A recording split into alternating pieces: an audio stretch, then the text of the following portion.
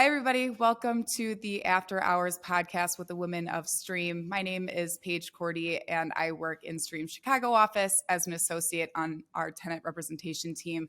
I'm here with Victoria Knudsen, who is a partner at Stream and leads our national industrial property management team. Hi, Victoria. How are you?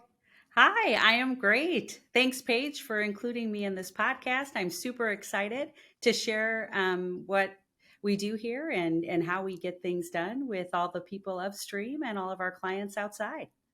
So thank Absolutely. you. Thanks for being here. We're very excited to have you. So, to start things off, can you tell us a little bit about your role at Stream and how you started here? Absolutely. So I actually started at Stream. It'll be 7 years ago this March. Wow. I'm employee number one in our Chicago office. I'm also the first employee to start an office that wasn't born within the Stream organization, someone who came from the outside. I currently oversee our operation platform here locally, and I'm a partner in Chicago. I run our property management, engineering, and construction services. In addition to that, I oversee our national platform for business development pursuits on the industrial property management side of our business. That's incredible. And that's super crazy that you were able to break into a market that wasn't stream born, and we love to see that. So, can you tell us a little bit about that and, any difficulties or challenges you face starting a new office and in a new market? Yes, I think that, one of the things I have been in commercial real estate for 30 plus years, and I've always known of the organization Stream, very strong in the Texas markets, and then also in some of the other markets when I joined 7 years ago. I think at that time we had 9 offices, and today we have 14. And so when I first joined, a lot of the feedback that I got from several of my counterparts here locally in the market was, who is Stream? Is that like a Mhm. body of water? Like, what are you doing? Like, did you go to the tech side of the business? Like, a lot of people locally had no idea who Stream Realty Partners was. And so, because they had never really had a presence in our market and they just weren't known here. And so, when I joined, there was a lot of education, right, that needed to be done. And Mhm. so, and it wasn't just educating the market, but also educating local or regional clients. Now, the good news is all of our national clients that we do business with all knew who Stream was and all knew the reputation that we have, and also understood what our platform was and what the offering was that we had as a service company. And so when I opened up the office, it was very easy for me to start to penetrate the market with our national clients because they were already aware of who Stream was. And then the work came in as we started building our platform and attracting other talent to join us, in addition to attracting clients who were more local or regional based. So, definitely some challenges as to how we Mhm. built our platform here locally, but amazing platform. And probably the most exciting thing for me personally is, you know, there are very few times in your career that you get to be a part of something so incredible where you can actually be in at the ground level, employee number one, and really build something that didn't exist previously. So for me, I'm so proud of everything that we've done here locally, not just in the operations side, but how we've built our organization and all of the amazing talent that we've hired. Like we have assembled such an amazing group of talent and people that has allowed us to really grow our platform to where we are today in such a short period of time. Mhm. And obviously it takes a village to do anything, and I'm just glad to be a part of the village. Absolutely. Yeah, that's incredible. And wow, 30 plus years in commercial real estate. That's awesome. Was that always something that you wanted to do, was commercial real estate, or did you kind of fall into it? Can you tell us a little bit about how you took a dive into commercial real estate? Absolutely. So I started in the 80s, before you were born, my dear. And I was actually working at a hospital, and I was in the accounting department.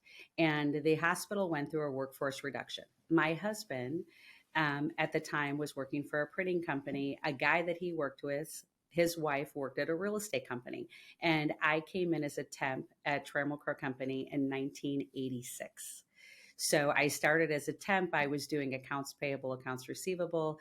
Then they decided to hire me in accounting. And then after a few years of being in accounting, somebody had realized that I had some additional talents beyond working with the numbers. And I moved over to the property management side of our business, and my journey began. So I never really understood what property management was, or really commercial real estate for that matter, Mm-hmm. that many years ago. I was going to be an accountant. That was my plan in life. And so, obviously we take different paths based on opportunities that come up. And I was very fortunate to have that opportunity at Trammell Crow. And to kind of continue on just a little bit, I was at Crow for 17 years. And when I first really understood who Stream was, and I started meeting the folks at Stream before I joined, the one thing that resonated with me is that this company was based on two partners that were from the Trammell Crow Company originally. And so the philosophies, the culture, the organization, the good humans that this company is made of Mm-hmm. was really born out of that whole experience of being a part of the Crow Company. And it was one of the best experiences of my life then. And I feel like I've kind of come home. So it's good to end my career, because this will be my last stop. I can guarantee that, Mm-hmm. at Stream. That's great. That's great. I love to hear it. And it's always so interesting to hear how people got into commercial real estate, because some people fall into it. Some people have relationships, kind of like you did, how and just, introduced you to the industry and sparked your interest. So, I'm curious, who I really want to talk about any mentors that were in your life today and the support that you've had. I mean, opening a new office and breaking to new market is had to have been tough. So, who are the people that you leaned on both in your personal life and professional life that you think really made an impact? So I think, in my personal life, it's definitely my mother. My mother she's always been a huge advocate for me. She's also a woman who has, accomplished so many amazing things in her life, professionally and personally, and someone who always taught me never to be afraid.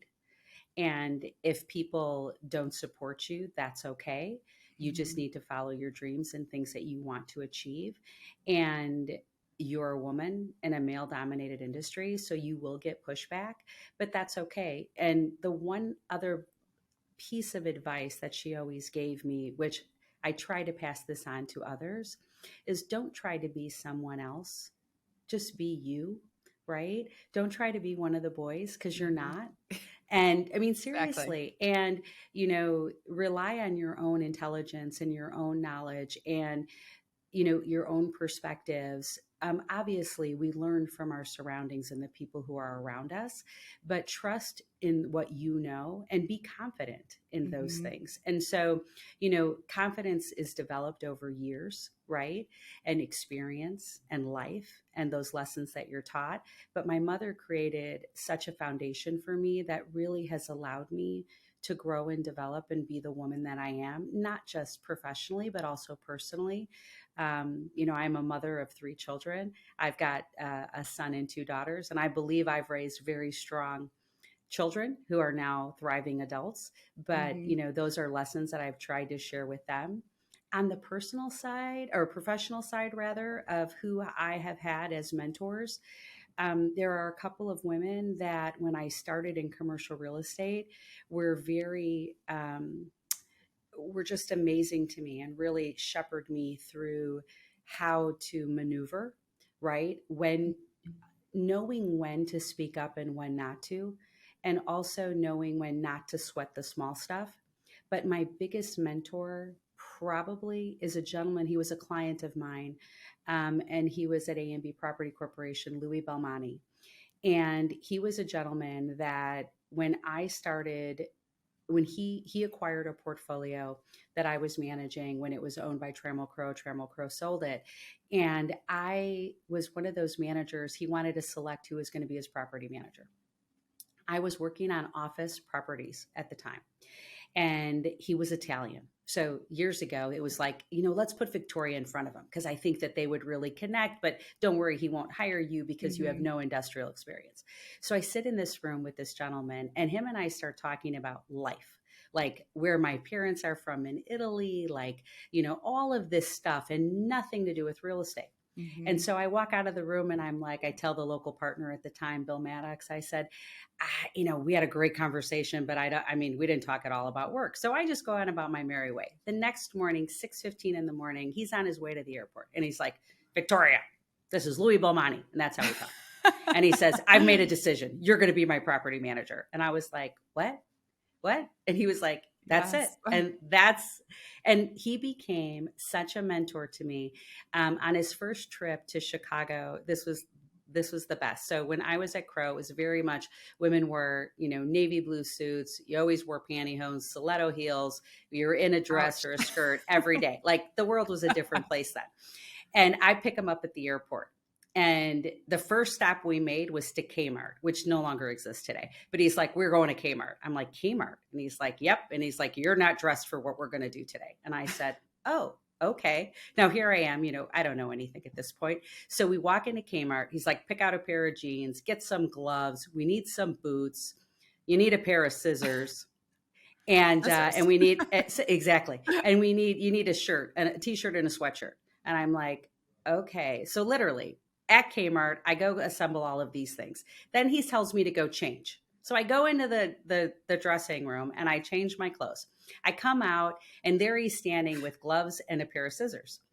And I'm like, what are the gloves and scissors for? And he's like, well, you got those darn fingernails. And he's like, so literally he cut the tops because at that, this is the 80s, long fingernails, Hmm. bright eyeshadow. That was all happening then. And he cut the tips of the gloves off so that I could utilize those gloves fully. The first building we went to, we went up a ladder to get onto the roof. I'd never been on a roof in my life. And here I am in my new gear with my gloves and I'm climbing up the ladder. So it all had a purpose, but he was someone who taught me and was a mentor to me for several years after that, just letting me know that the possibilities that you have in this industry are limitless, right? Hmm. If you are open to change and open to learning and understanding that there are different things that happen every day and how you solve problems and how you adapt, is how you learn. And so he was just one of those incredible mentors and a friend for several years.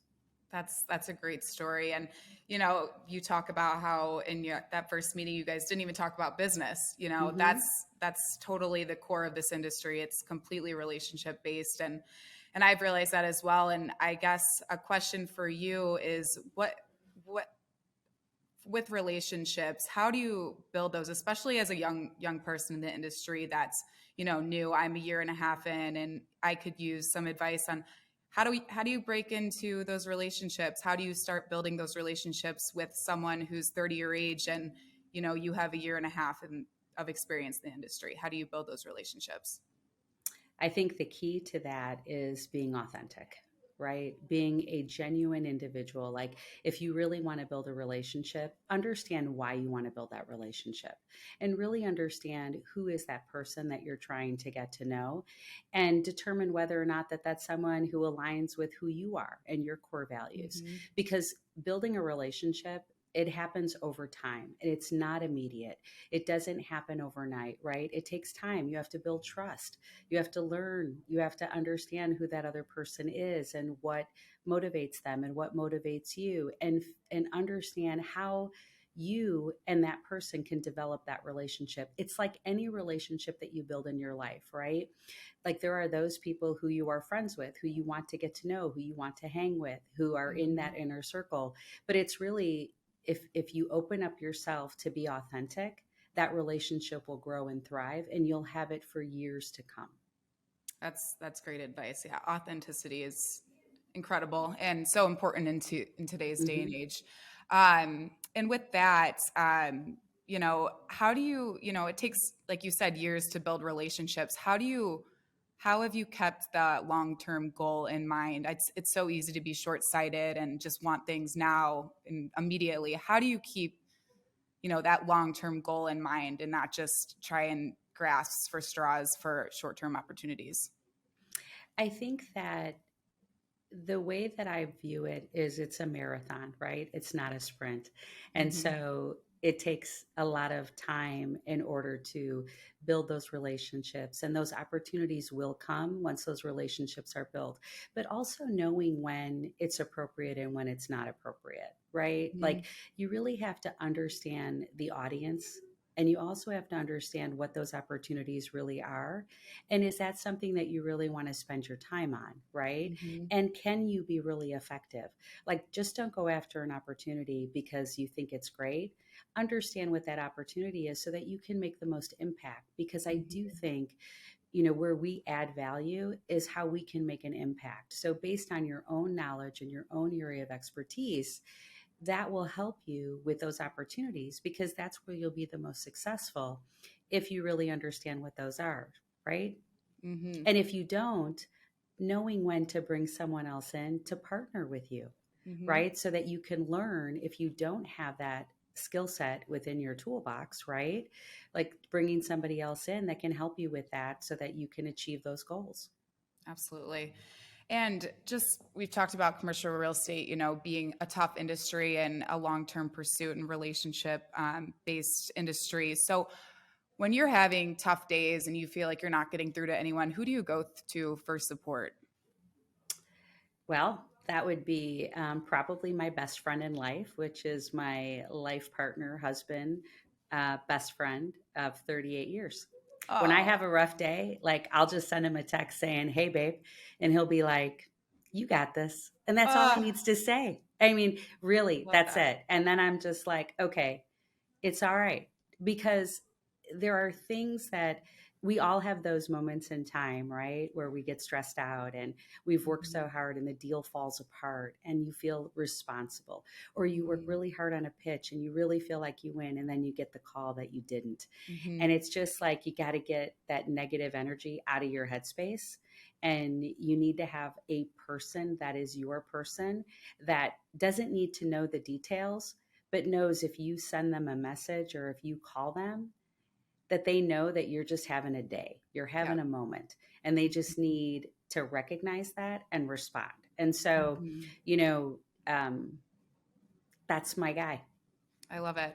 Yeah, and Thanks. that's you said your mom is your mentor, and I totally I agree with that. She's mine too, and she's that person that I turn to for support when I'm having a tough day as well. So she always knows what to say. I don't know, but I don't know why I'm getting choked up right now, but she always knows what to say, and she has no idea what I'm doing on day-to-day basis, but she always knows how to support me. So that's great. But It's they very don't need important. to know, right? No, They don't need to know. And exactly. and you will be that person for someone Hmm. because we will pass this on. Like I know, we have our mentorship mentee mentor program here at Hmm. Stream. And also outside of Stream, I've got several ladies that I've mentored in my career. Hmm. And there's a young woman that I'm mentoring now who was having a rough time and picked up the phone and just said, "Do you have a minute?"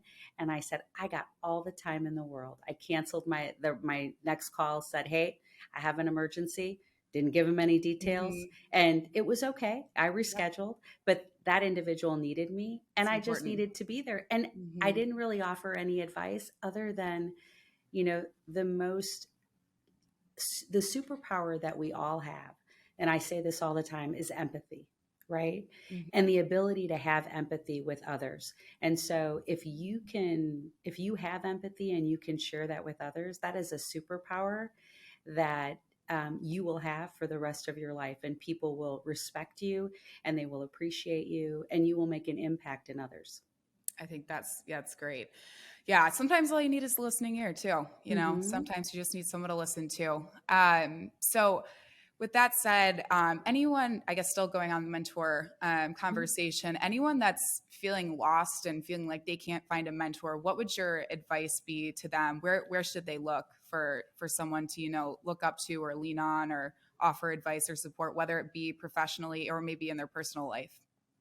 I think that when you're seeking out someone to be a mentor, and a friend, because mentorship is much more than just someone that you talk to. It's someone that you share, you know, very personal things about you, your strengths, your weaknesses, things that make you vulnerable, and someone who can help you navigate those things. When you're searching for Mhm. somebody, you need to find someone who you make a connection with, someone who there is this unwritten something inside you that just clicks with another individual, that you feel like this person has either achieved something or has done something that you respect or admire, or something along those lines, someone who's made an impact in your life somehow. um, Regardless of how that has happened personally or professionally, and then developing a relationship with them. Someone, and it also has to be someone who you trust, Mhm. because in a mentor mentee relationship, you have to have someone that, whatever you share with them, it's a safe place, right? Someone who you can be vulnerable with, someone who can understand, what puts you on edge, how do you overcome whatever that is, if it's public speaking, if it's being in a room with a lot of other professionals, and how are you heard, if it's, I'm not really sure how to behave if I'm at this event, what should I wear, what should I do. It can be anything as minor as that, as to, okay, I'm doing this pitch, I'm really having Mhm. trouble with my speak. What am I going to say? Like, I'm trying to convey this message. How do I do that? How do I effectively do that?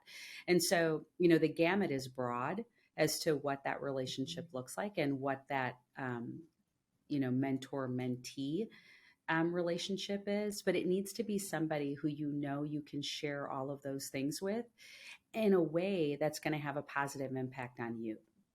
Mhm. And so you've mentored, you said you've had a few mentees in your career, in your life. What should they bring to the table as well, so it's not just a one-sided relationship? Sometimes you think, well, the mentor is giving all the advice. What does the mentee need to bring to the table in order to make the relationship work? I think the mentee needs to bring authenticity and honesty.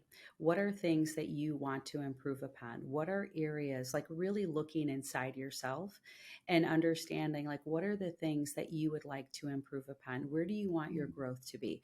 What do you want out of the relationship, right? Like, Mm-hmm. what are you trying to achieve? Are you trying to, climb a corporate ladder? Are you trying to foster relationships with clients? Are you trying to better your relationship personally with others? What are you trying to achieve?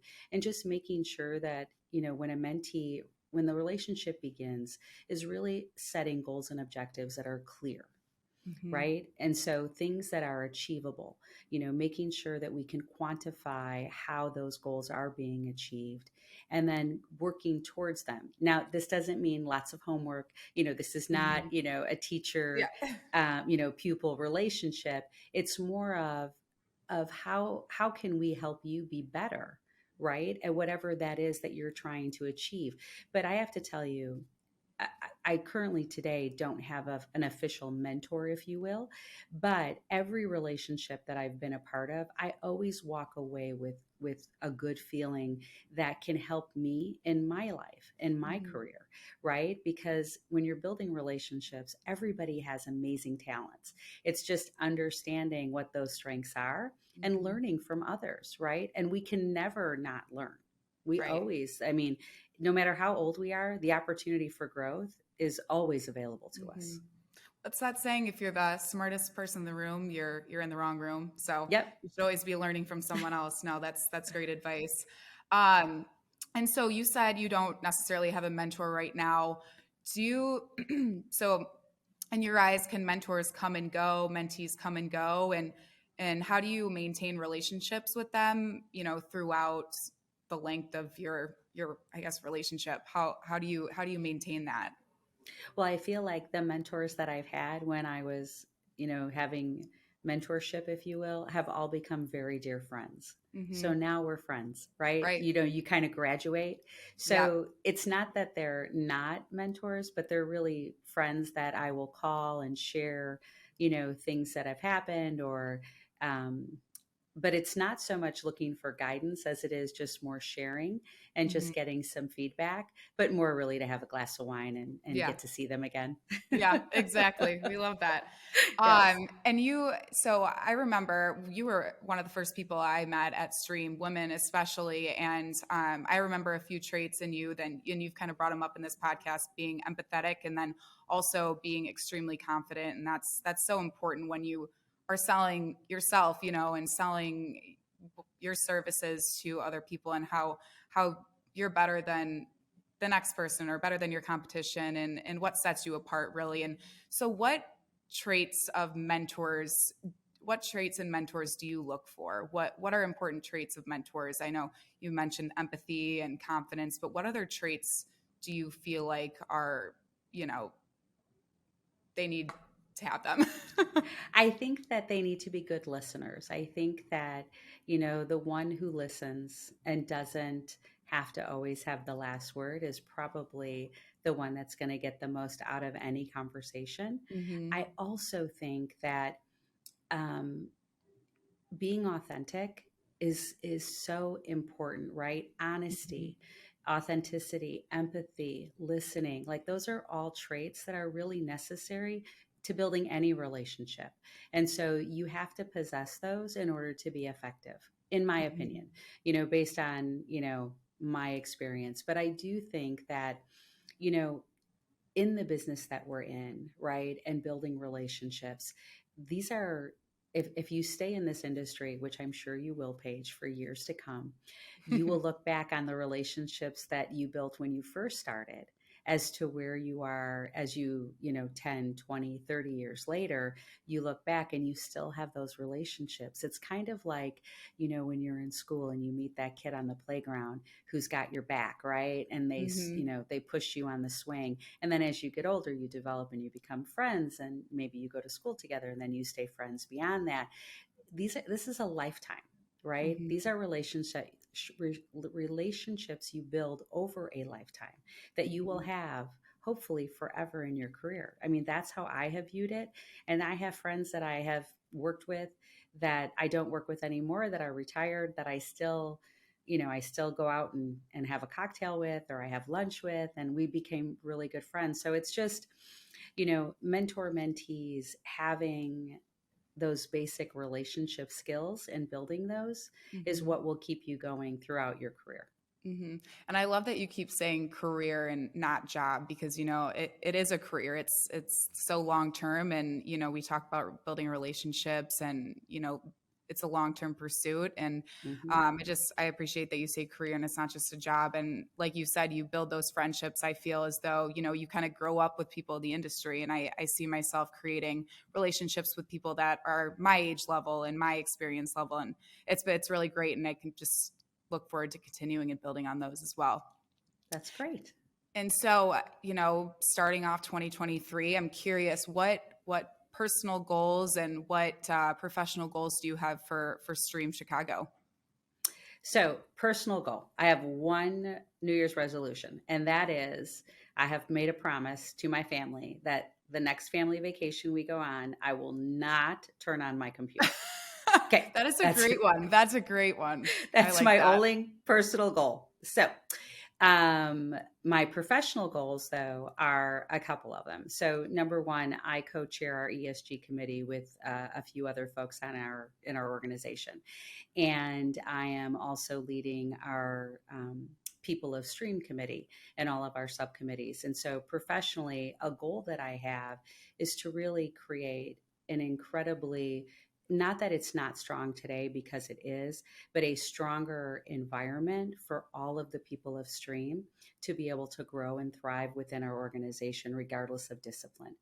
And so, just really working with people like yourself and other professionals that lead a lot of our subcommittees into their development and growth within the organization.